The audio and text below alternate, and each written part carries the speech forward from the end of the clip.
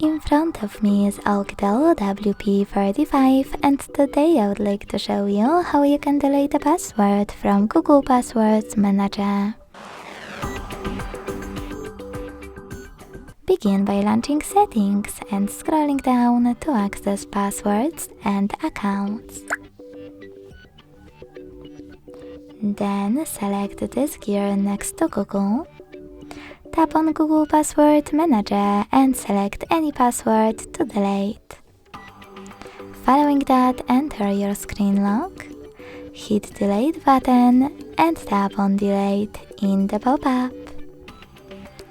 Thanks so much for watching. If you enjoyed this video, leave a like, comment and subscribe.